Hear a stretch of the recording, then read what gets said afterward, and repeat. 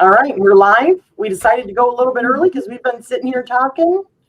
And guess who we're here with? It's Mom. This is our mom, guys. And it's still not showing live yet, I don't think. I don't think they're seeing it yet. They should be seeing it here in a minute. So this particular series I wanted to do with my sister, and Carla. Her life is changing in a huge way, so we decided to do this together. And you guys know, originally I had started Amethyst Ascension for Carla and I, and for when she was ready, and she is there, you guys. So yeah, so I'm ready. So we wanted to start this series off with the number one person that has been a huge influence in our life. And the reason that we are the way that we are is our mom. So yeah, mama, mom.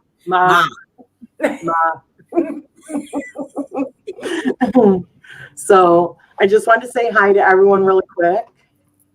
Hi, Lady Blind Wolf and Tangi and Courtney. Hi, guys. Hi, everybody. Hello. So,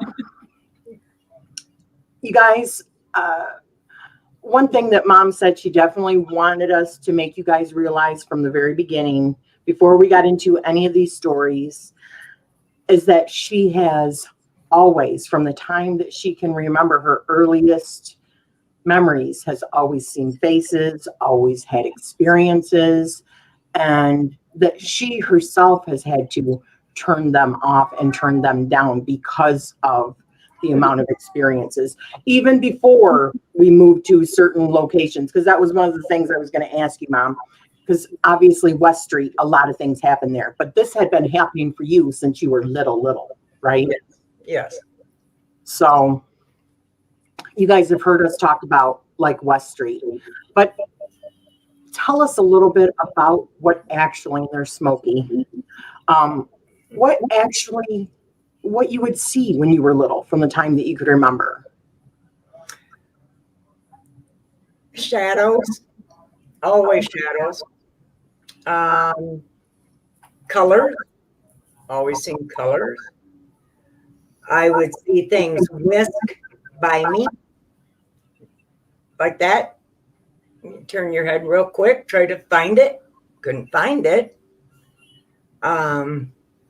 I would see things in mirrors, in windows, just about everywhere. Faces would float in front of me, go by my face. Some were human, some were not. When you say that they were not human, can you tell us a little bit about the ones that you've seen that you did not believe were human? Well, what they look like? Yes, I can tell you. One thing, though, you have to remember, when I was young, there was not too much emphasis on witches, witchcraft of any kind, aliens, none of that. It was all demons, ghosts, things like that. So this is what I interpreted it as, is demons. Right. We understand that. Okay. You're not alone in that. I think she's also trying to let everyone else. Right. Yeah. Right. Okay. The faces that would come in front of me, some were extremely still. The human faces were extremely still. There was no expression whatsoever. The unhuman,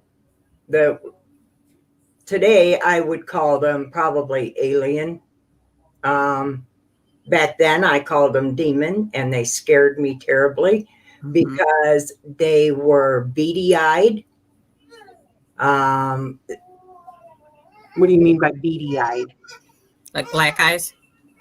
Well, real tiny eyes. They were real tiny-eyed, and they would just glare at you. They had scrunched-in faces, very slimline faces. And they glared at you. Nothing was ever said. They just glared at you. And Like that's watchers.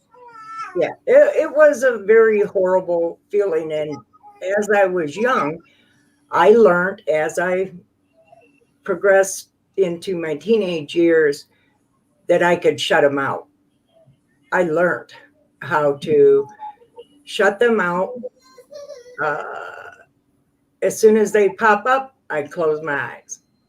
I'd leave my eyes closed for a while until they disappeared. So you would see them. mhm. Would you be able to smell? Did you have certain smells that would come around? No. Could you hear them? Did you ever have that? Well, see, that's another thing you told me, that you would hear voices, you would hear conversations. But I couldn't, when I was little, I could not make them out. I couldn't make out the conversations or the voices. I didn't know what they were saying. I had absolutely no idea, because it was either muffled or there was too many of them going at one time. You see what Tangi said? No. She is describing an old neighbor I used to have. That's sad. Sorry about that.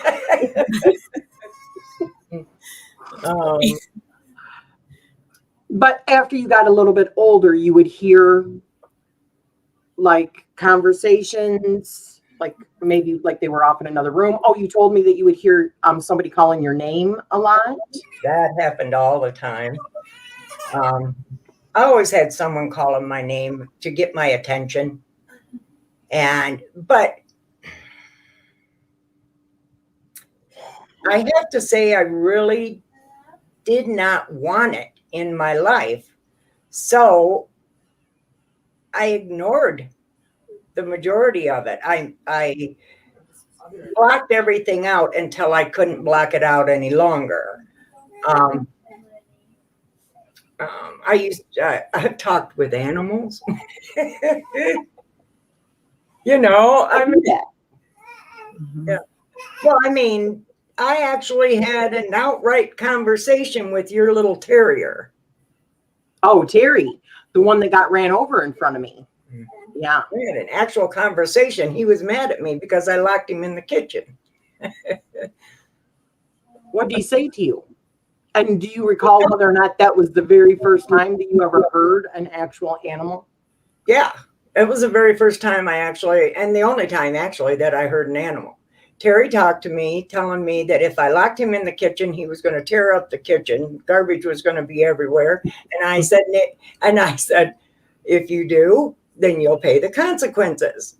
And so I got up the next morning and there was garbage everywhere in the kitchen. So he wasn't lying. Well, that's kind of weird. It's weird that, because see, I have this feeling that some animals, you can tell they are so friggin' smart now. It's like their next existence is going to be human. They're like getting ready to become human. And I swear to you, I have conversations with Sully all the time. But the fact that it was Terry that you had that conversation with, and what happened to me when I was little, it seemed like plenty of time. Don't you think he would have known to get out of the road and he didn't? Was he there for a certain reason, do you think? I think Terry, I mean, it was an odd thing to get Terry. I'd never planned on getting Terry. Someone brought him to me and I don't remember who it was. He needed a place. He was a lost dog. So I took him. I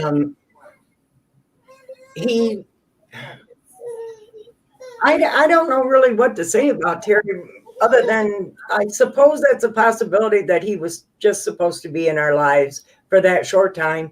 He was supposed to speak with me, to let me know that he could speak with me. I think that might have been part of it. And because it wasn't long after that, then Terry was gone. So, you know.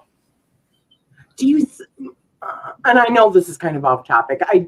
I shouldn't even be talking about this. I told you guys before this started, we're probably going to have to do a series with Mom alone because she's got so many stories. It's crazy.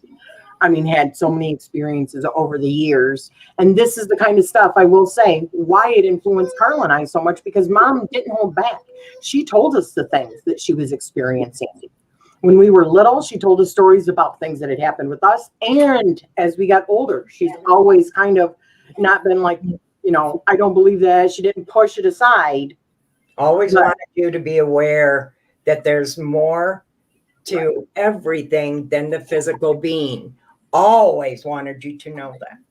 And it was thrilling listening to you tell us that, because I remember relaying those stories to our cousins, you know, in our little, like whenever we'd have slumber parties, we'd have to tell each other those stories. And everyone was always like hanging on the edge of their seat when Rachele and I would start telling them the stuff that you had gone through.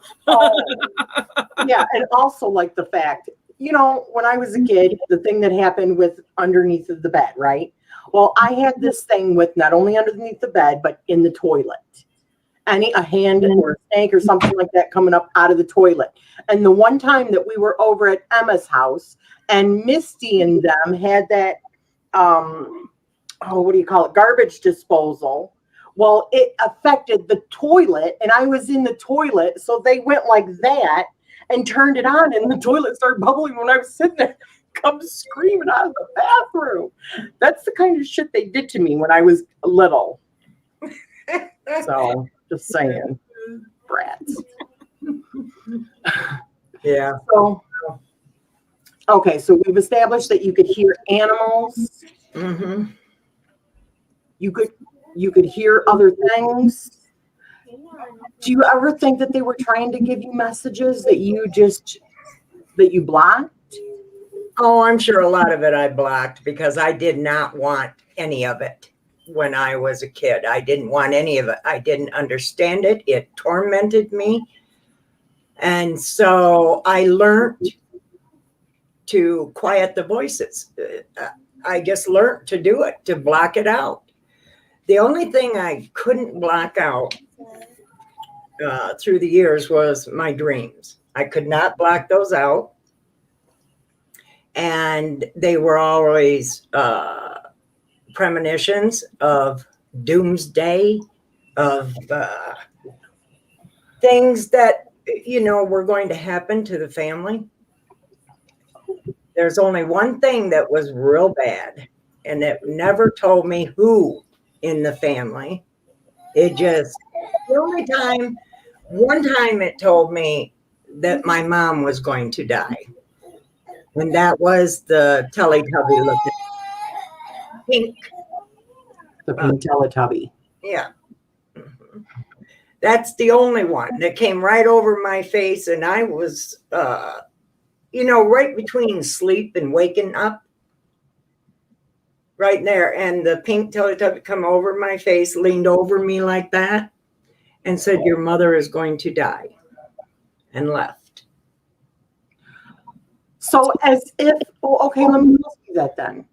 Okay. Was it like they had been down at the end of the bed and came up this way, or like at the side of the bed? No, I was laying on the couch watching TV, and I had fallen asleep and just starting to wake up when, you know, like you do, you'll fall asleep on the couch and you're watching TV, and then you'll wake up enough to go to bed.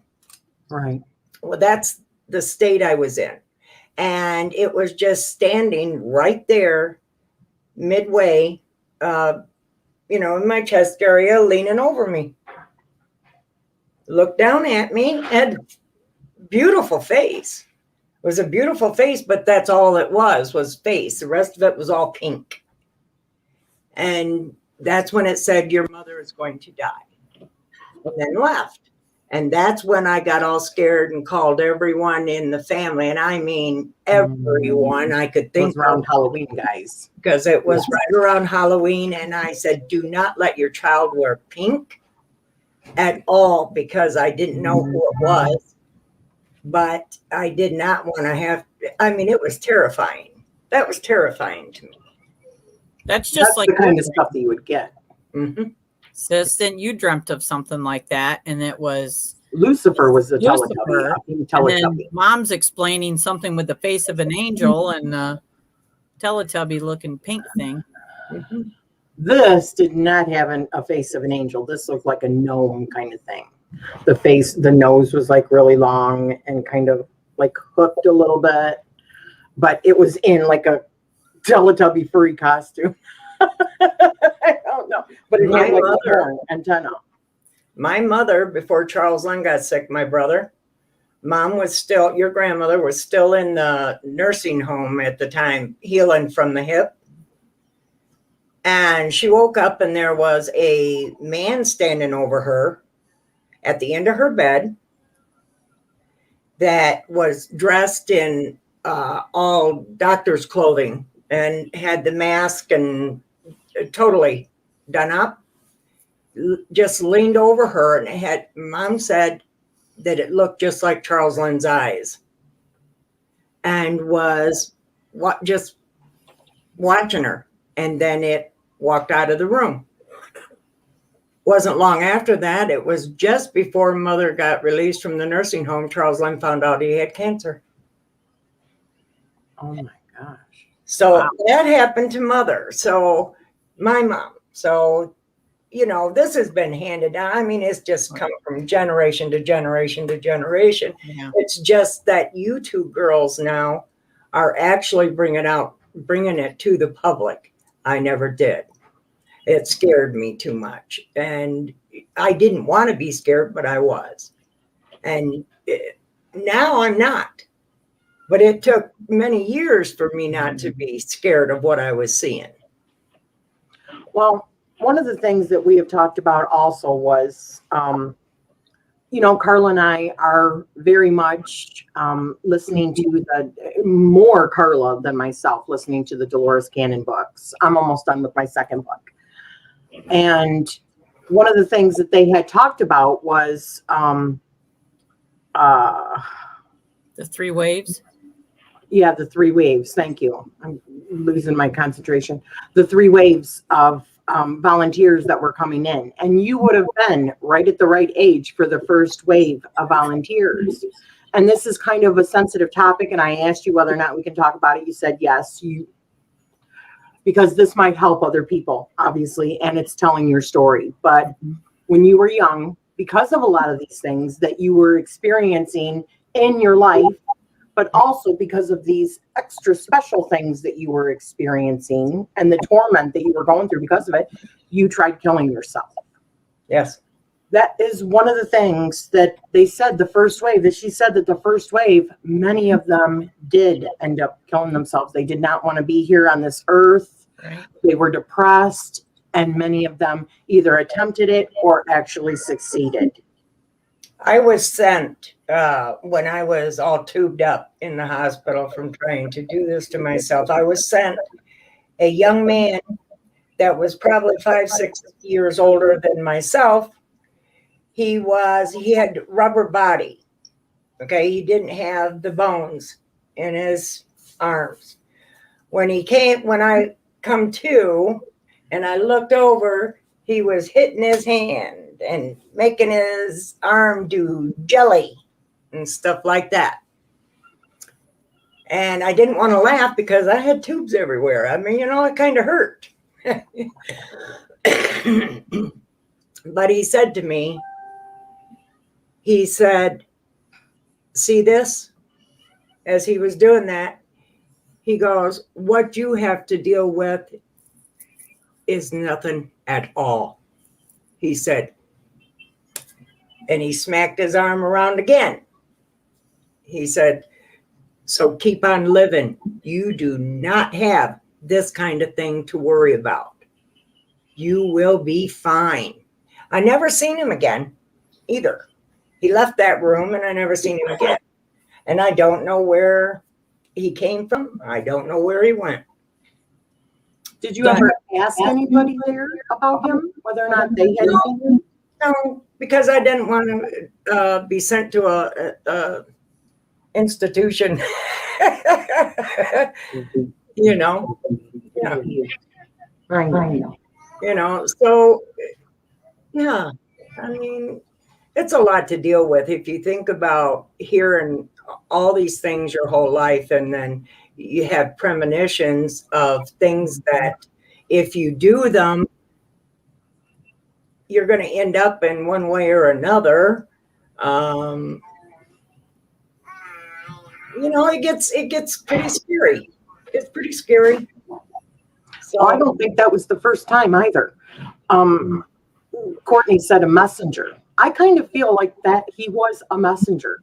And you know what's funny? Another thing that they talked about in alien communications and stuff, that many of the times when they have seen these particular beings and stuff, they're like wavy. So, That's like wispy. Yeah. They talked You about know, like, it's almost like funny. Gumby. it's funny because I looked for this guy for probably a year or two after that. Like if I'd see someone that had dark hair and the length, I would look to see, is that the guy that came to see me? You know, I'd see him on the street. I did that for a couple of years probably and never did see him. But Wasn't there another time that you had talked about a guy talking with a preacher or somebody like that nobody else recalled seeing? Or was that you, Carla? Because I had an experience like that, but I thought I we never were talking earlier. You I said went to see the priest. I went to see the priest. When I talked to a priest, I went to see him for help. Yeah. well, Tony B says I was possessed 18 months ago. Wow. I do believe that happens also. I really do. So you had also talked about like one of the experiences that you had when you were maybe 11 or 12. I'm not sure how old you were, but you had gotten a message or had a premonition about Jerry, your brother, your Yes. older brother. Can you Yeah. tell us about that? Mm-hmm. I was home from school that day for some reason. I think I just didn't want to go. I don't know. But I was sitting in the living room, and all of a sudden in front of me, I seen a car crash. And I seen a lot of people in this car crash, but I seen my brother's face in the car. And I told my mom, I said, you've got to do something. Jerry's going to be in an accident. He's going to die. Something's going to happen to him. You've got to do something. Keep him from going. And Mom said, no, he's fine. There's nothing wrong with them. That night, she was at work. She was a cook. She got a call about 7 o'clock that evening. And they said Jerry Lee's been in an accident. Mm-hmm. He almost died. I hurt his back and he was in a coma for a while. And Mom told me then, she goes, Susan, well, this was, a little bit later, but she goes, Susan, you are special and don't even know it. So, Was Grandma a witch at that time? I think your grandmother was always a witch, but we didn't know. I mean, Well, I'm sorry. Mom never really dwelled in it until you girls were little, and then she started dwelling in it big time. But I don't recall her ever doing that when I was growing up. And she was secret about it too, anyway, wasn't she? It was very hush hush, right? Yeah. Well, you got labeled as crazy. I mean, Or people. Even for myself. That happens a lot. People even for get myself. judgmental and Yeah. So I getting never on know to much at all. West Street, Mom. Uh-huh. Can you tell us how all that began? Can you just tell us from the beginning of what you remember when the other stuff started happening there? The apartment, okay. Mother lived in the front apartment. we lived in the back apartment, and it was in the middle of winter, and our apartment kept freezing over. The furnace man would come, and I couldn't stay there with you girls, you know. So we would go to yours, which was just a wall between us, and it would be warm. Okay. We slept upstairs. You and I slept in one bedroom. Carla would curl up with Grandma in the other room. Got a mouthy cat here.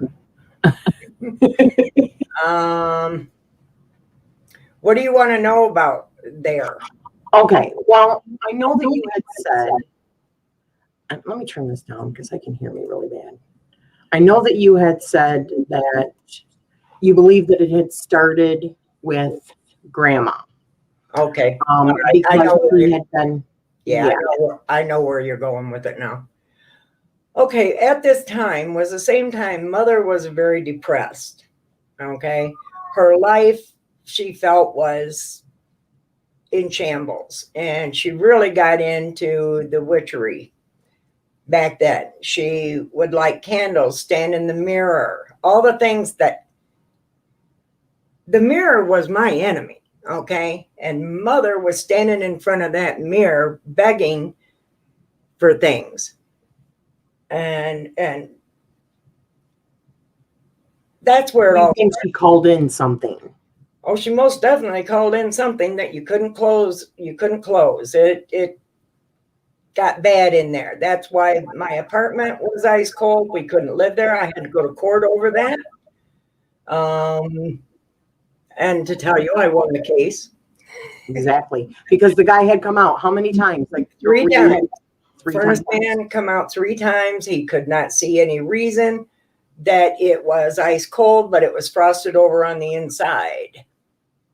That tells you how cold it was in there. And the furnace was working. There was nothing wrong. It just wouldn't heat up that apartment. Right. Why do you think that was? Because it was forcing you to go into Grandma's, right? Yeah. Forcing us. Yes. In that apartment that Mother lived, when Mother was doing all this witchery stuff, she had the Ouija board. She was using tarot. Which I don't care about the tarot. Yeah. Some spiritual boards, sometimes they're okay depending on how they're used. It's the same way with mirrors. It's all in how you use it. And protecting yourself. Yes, and Mother was not good at ciphering between good and bad. Let's put it that way. She had one agenda, and that was to make her life better, and she was doing it the wrong way. Okay. Yeah, but I think that there was something, because wait a minute. You had told me a story, you had said it before to us, that when she had done something, one of the rooms that had been boarded off just like blew friggin' open. And didn't you also say that you had seen like markings on the floor or something like that? No, there was a cross in this room that was just off Mother's that actually led into the other 2 bedrooms. They had boarded this up, and for some reason they said you can't go in there, but I had no idea. It had a cross on it. Someone had put a cross on it, and when all this stuff happened with Mom, it blew off. It literally blew off the wall. Right. Okay. I didn't think too much about that at the time. I mean, I really didn't. I was like, well, it was probably an old piece of wood and someone messing around, and loosened it up for the effect. That's what I figured had happened. But as you and I slept in the bedroom and Carla was with her grandmother, things start happening to me. That's where the Of a sexual nature, right? yes, but it went from the sexual nature into, and this is all in one night. It went from the sexual nature into lifting me literally out of the bed, taking me to the steps, going downstairs, putting me upright. My feet were barely, it was just my heels on the top of the landing. And then as it let me stand there for a while, then took me, put me back like this, put me back into bed. All the while you are in that bed and I couldn't move. All I could do is see with my eyes. Put the covers back up over me as if they had never come off. And then let me start using like my hands. I think it was my hands that started and my head. And the first thing I did was touch you to check you. You were about a year and a half, 2 years old, somewhere around there. And checked you. And then I looked over. Above you was a face. And it was the same face that was trying to pleasure me at the same time. Okay, the very same face, the same thing that took me out to the landing. I then grabbed you. Oh, hang on a second. Slow down a minute. What did this face look like, Ma? Okay, it had long hair. Had a face of a man. It had fire for eyes and teeth of a lion. Long, like fangs. Well, I called it a lion because that's the first the mane, the big hair, the fangs, the whole thing. That's what it reminded me of, was a lion. I'm trying to remember that as I go here. Being I had my eyes and my hands free, I put my hand on you and to make sure you were A-okay, and looked above your head, and that's when I seen the face, and it started to open its mouth like it was going to speak to me. And I turned my head because it's something that I always did, even as a kid. I closed my eyes and turned my head away from whatever was trying to contact me. That's what I did. And it went away. And as soon as it went away, I snatched you up and we went over and into the cold apartment. So then I didn't stay in either place with you kids after that. It was done. We found a place, I believe, the very next day, and we were out of there. But it's also the same place that I seen a casket in a basement window, but you could go down and you could never find the casket. Was it like the room was walled off, or? Well, it had to have been. It had to have been. It was a little window. You know how in the big old houses, they always had that little window.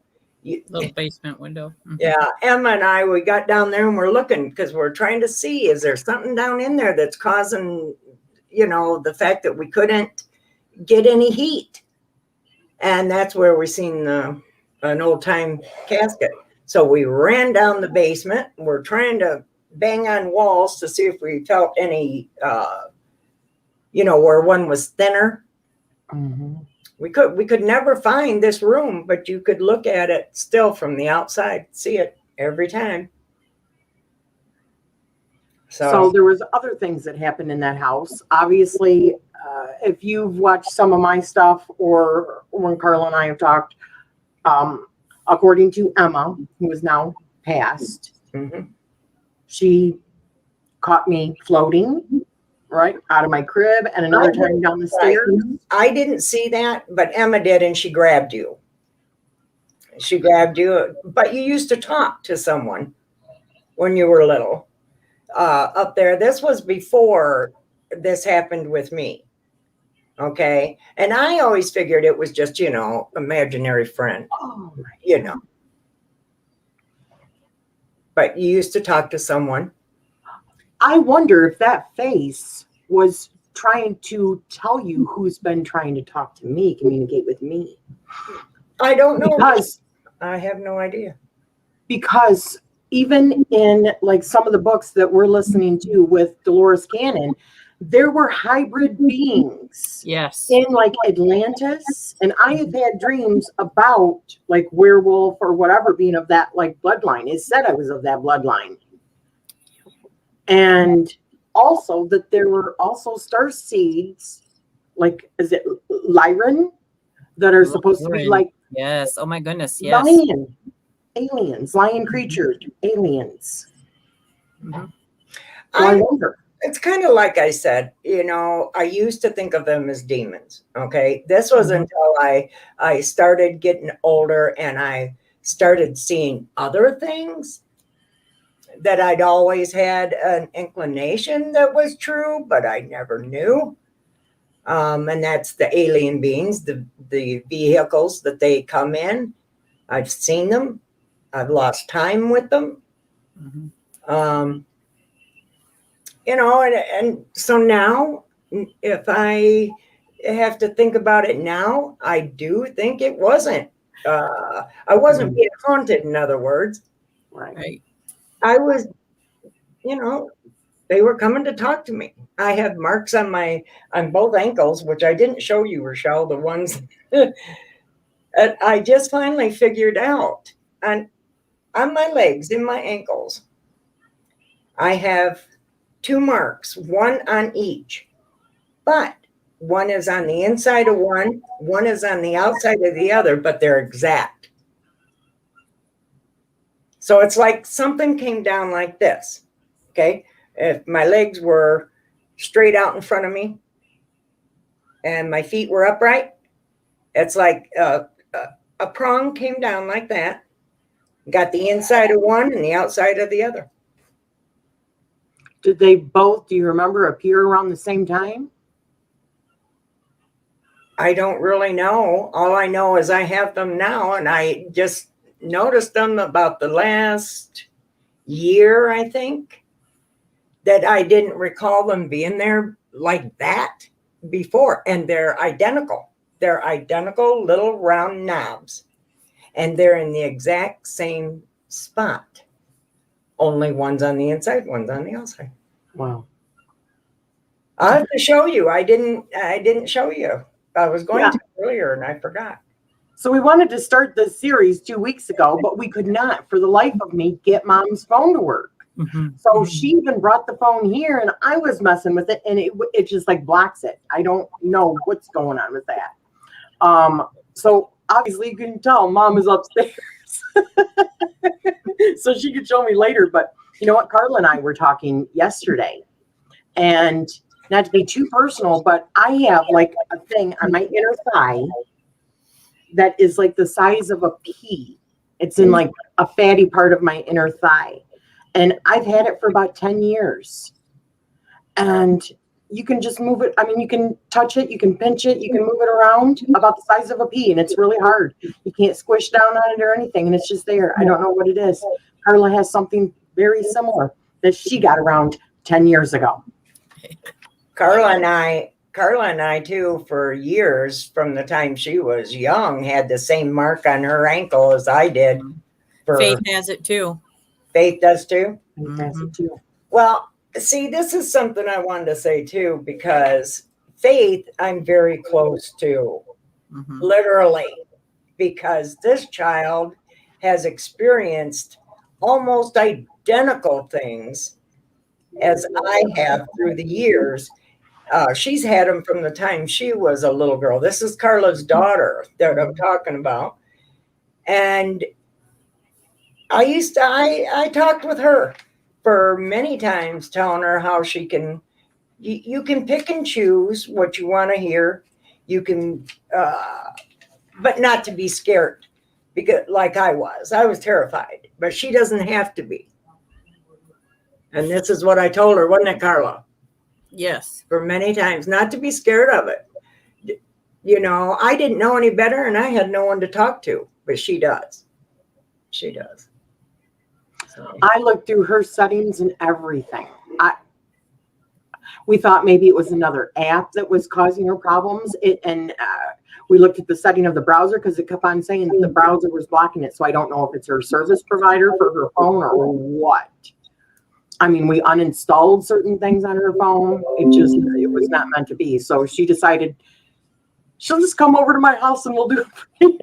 Thank God she doesn't live that far. But yeah.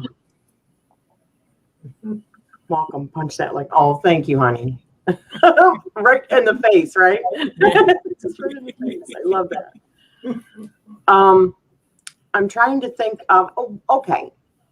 What about sleep paralysis? Now, I know you said your dreams. Obviously, you've had prophetic dreams. She was in a state of that paralysis type when she was being molested by that Lyrian. But I mean, in general, is that something that you've experienced a lot in your life from the time you were little, or? When you were talking about the toilets and all that kind of stuff, you can ask Earl. I will not use a porta pot. None of that stuff. Oh, because of snakes? Huh? No. Because of snakes? Because I always think something is down in there. I've been like that ever since I was little. Yes, I hated outhouses. Believe me, I would. Yeah, I don't like them first. When I was little, our grandparents had one, right? You'd have to change me.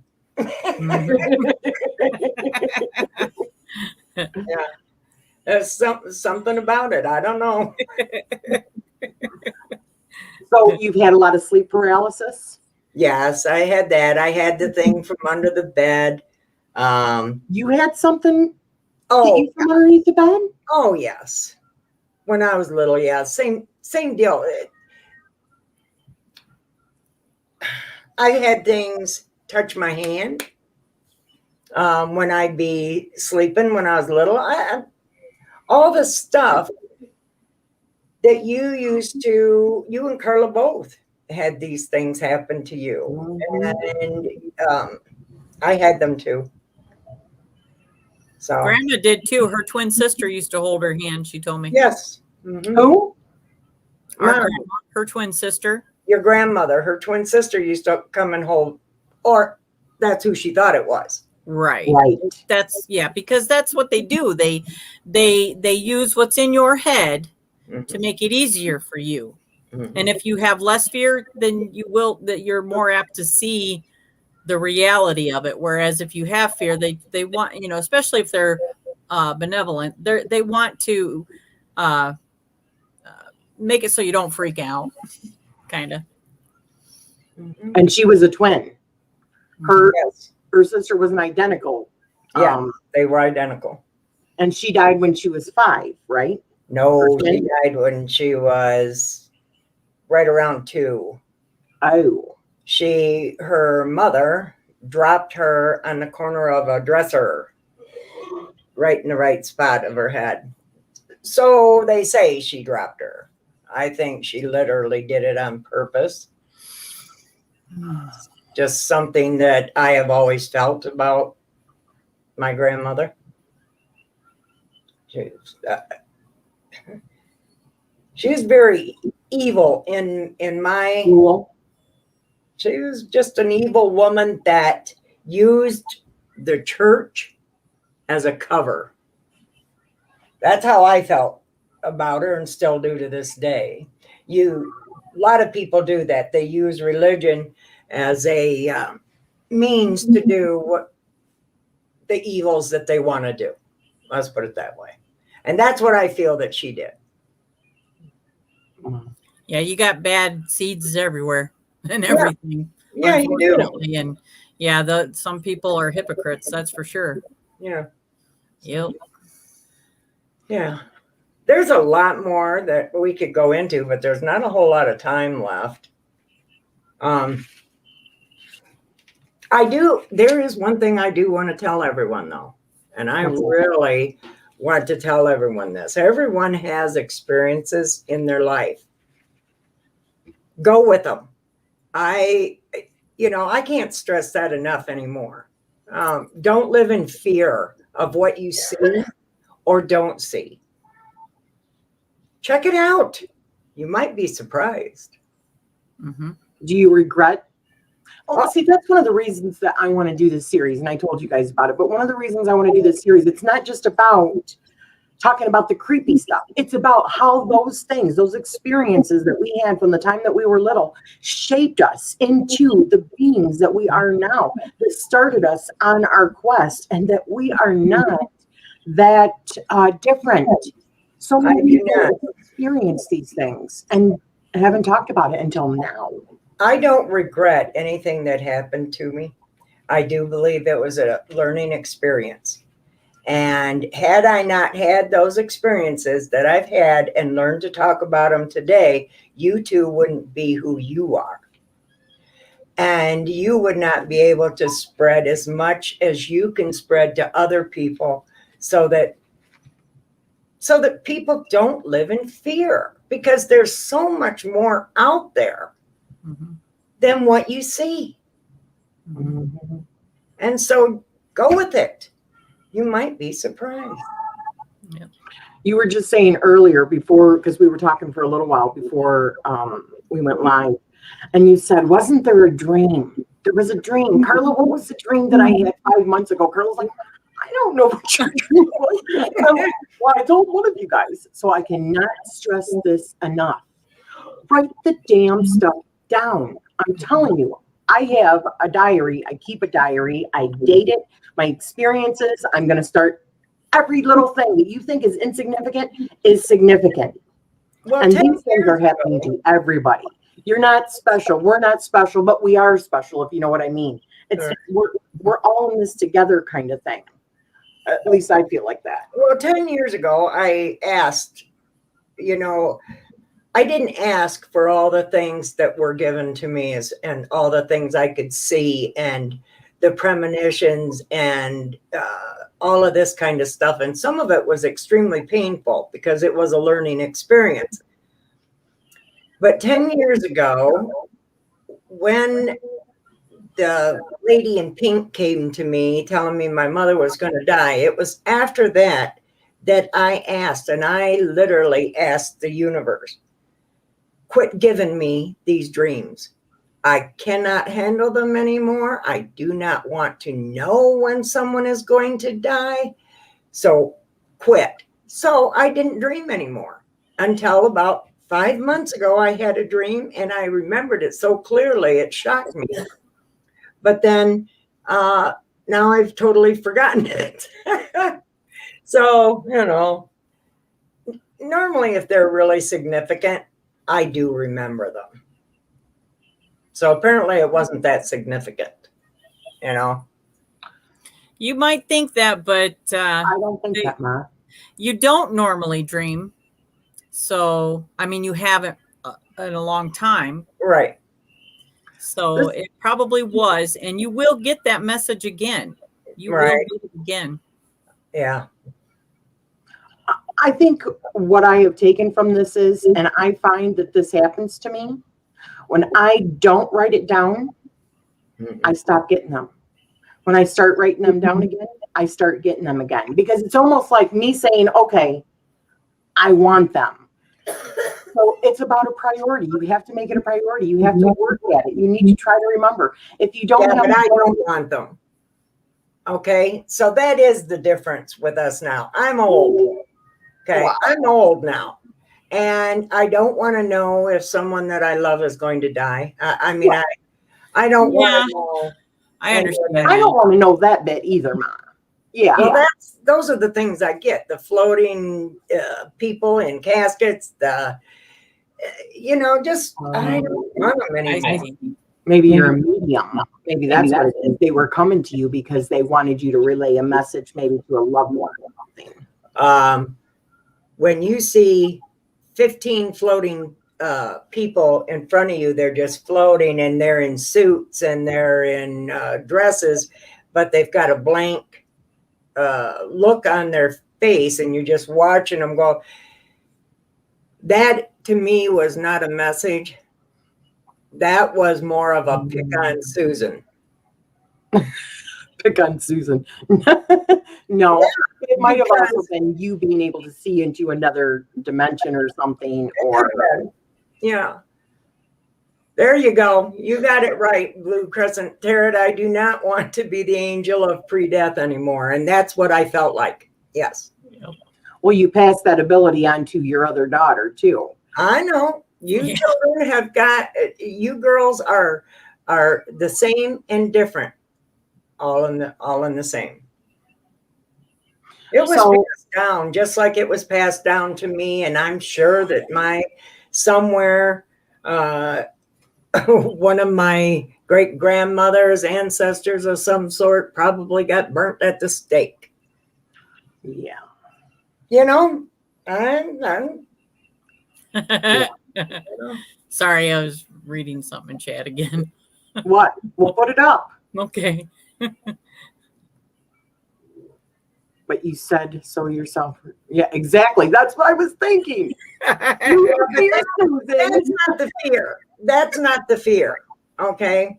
Yeah, It's that's the- not wanting to know that kind of information. Right. I don't Yeah. fear it. The information itself, it's who it's telling me. And I don't want to hear about family. If they wanted me to go across, in another country and possibly tell someone about it, I'm not close to them. Sure, I'll go tell them. But if you're telling me someone in my own family where my heart is that they're going to pass, I don't want to know that. That's painful. Right. Instead of fear, it's painful. Well, see, here's the thing, even with tarot, like premonitions and stuff like that. Okay. I don't want to know whether or not somebody is sick and has issues like that. That's not the kind of message I want to relay. Now, if you want to ask me a question about possibilities, maybe, sure. But I told you, granted, not the dying bit. I don't want to know that kind of information either. I think if we're given that kind of information, then we're going to stress on it so much that it becomes a reality because that's all you think about. Mm-hmm. So Yeah. I don't ever, and I wouldn't ever advise that kind of, premonition to give to Everything is somebody else. you have free will, and I mean, that doesn't mean that you're taking the wrong path or anything. It's just you were born with the gifts, obviously, I think, and you have that choice to use them or not. I choose to make someone happy. Yeah. And I choose to make myself feel good. Mhm. And if the one I don't read reverse cards in tarot. when I tried to harm myself that time, and that kid sat there hitting his arm and everything, and to show me, okay, that Somebody's always got it way worse than what you do. yeah, my life really wasn't that bad. And that he had it worse, and he was still there, and he was still living, and he was going to take and go on to pass it. So could I. And so, I think that had a lot to do with me letting things in. And I, for myself, had to sort out what I wanted and what I didn't want. And so I decided I don't want to see people. I don't want to be that person that says, oh my God, someone's going to die, Come out here. I think for some people, because what I was starting to say is I have had people talk about how they've had a dream, not necessarily about death, but like an oncoming accident that's going to happen or something like that, kind of like what happened with Jerry for you. And as a warning. And then there was nothing that they could do about it because it was the very next day. For me, I don't think it's always about a warning for you to do something. I think it is put there for you to actually start learning to trust your intuition because you are getting the messages. And when the time comes, should you need to rely on your own intuition, you trust yourself 100% because you have been testing it out all along. So I don't think necessarily if you have that power, shut it off. For my own self personally, and I'm not talking about death. I'm not talking about seeing somebody dying. That would drive me crazy too, and I wouldn't want that kind of. If I seen something, something come to me that one of the children that I love, a grandchild, my daughters, some even outside the family of people I knew, if there was something came to me that said, you need to do this, Susan, or something's going to happen to them, that's a whole different story. I'd be right there doing it. Whether people wanted me to or not, I would be there doing it because I don't have a filter. Okay. I don't, what someone else might hold back from doing because they'd be scared of what someone else might say. I don't have that filter. I've never had that filter. The girls, I'm sure you can attest to that. I have a mouth and I have used it forever. And she taught us to be that way too. Like you can't tell. Yeah. Jonathan says, I have many past life memories and remember my life as a wise woman who was strung up and covered in burning pitch for being a witch. That's a painful memory for me. Yeah. You betcha. You betcha. That would be horrible. Yeah. That would be horrible. Do you get similar warnings, Tangi? I'm sure you do. I'm just curious. Yeah. She says, yeah. Oh, yes. If there's one thing I could leave everyone with is always listen to your gut. Always listen to your mind because you never know. You just never know. And don't let someone else tell you that it's wrong.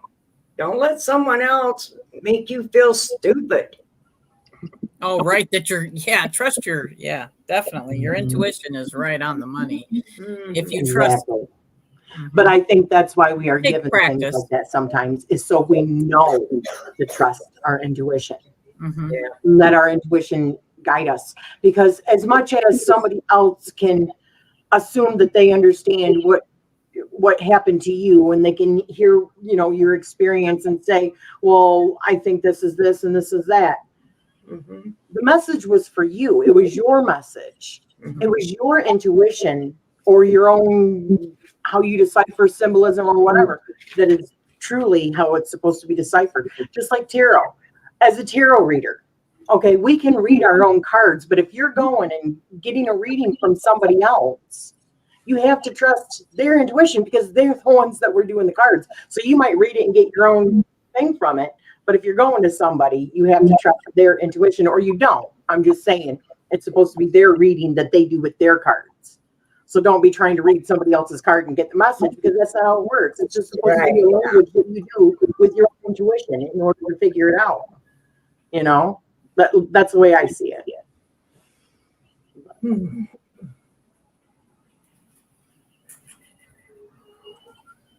I knew it. Yeah. I think all humans are born with that spark of divinity. And, it's just whether, like, some are born with the ability to use it. Some people just want to experience life and, like the stages of life, have a family and just experience that type of thing. Good job, career. But then you do have the more spiritual that want to practice those gifts, and that's their path that they're choosing, and that's what they're all about. So that's really the difference, and there's nothing wrong with any of it. Right. It's all the next time we do this, we have to get into aliens. Yeah. Now you see guys where we get it from. Mama's got some stories there. Angie says, but personally, my guides won't tell me something if they don't want me to know, but that's very see, and that's the thing. Tangi, you are so in touch with your guides. They actually talk to you. They give you like direct messages. You're very much in touch with your intuition on that level. like you said, that is very rare. I don't think everybody, like, it doesn't happen for me like that. I'll get a dream and it might be 6 months later that I finally understand it when something comes to fruition. And I realized it was prophetic, but I didn't know the degree of it because I think because you question sometimes. That's why I'm learning now to actually trust my gut when my first instinct, and also why I write everything down and date it. And then everything that happens afterwards that just like pounds that in, I find that that's like a synchronicity. And I take note of that too. So, yeah. She says because she's hungry for knowledge. I am too. Oh, yeah. I'm the mother that used to take books away from their daughters, not. Yeah. I find that my cards are a tool for my channeling. I lay out the cards and words just start bubbling out of me. Sometimes my voice even changes as different guides speak through me. Wow. Wow. That's pretty powerful. Mm-hmm. Have you had Jonathan on here yet, sis? No, I haven't.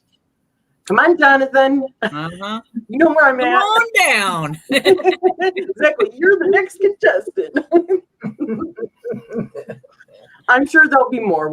But you see where we get the alien bit? Yeah, that's one thing I have to say. Mom used to read to us Bible stories. She got this big book of Bible stories, and they were like stories of Jesus Christ and the parables and stuff like that. And she told us from the time we were really little that she believed that God was an alien. Mm-hmm. So now you know where it began. Mm-hmm. So all this that people are talking about, all the alien stuff now and all that, we've been talking about that for about 45 years. I dove into Genesis right away, and I knew what sons of gods were, or sons of God. I'm like, oh my gosh, those are aliens right there. Yep, Come exactly. on. And now the show Ancient Aliens, Exactly. the sons of God. Come on, people, those are aliens. I'm like, yes. Right.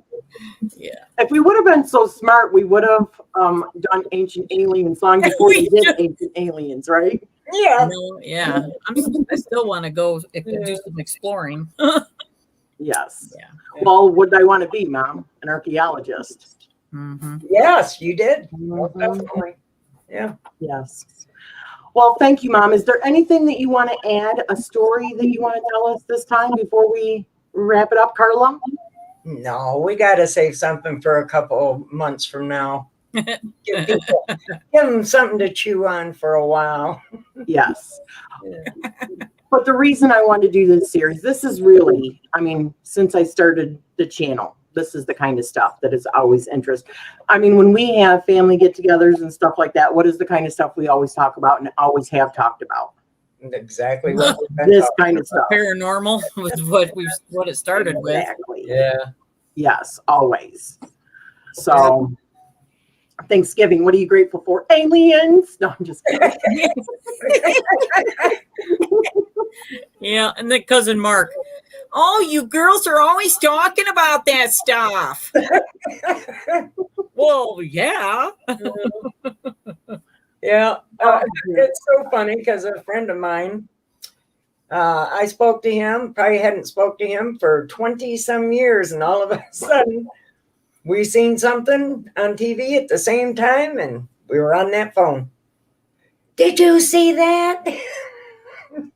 Yeah, because you had an experience with him, with the UFO, and lost time right in front of you while you guys were driving. Yes. Yeah. Yep. Interesting. Yeah. So, well, we'll save that for another time. All right. Well, thank you everyone for joining us. And this, if you've got some stories, contact me. We want to talk. Okay. And have a wonderful one. Bye, everyone. Bye.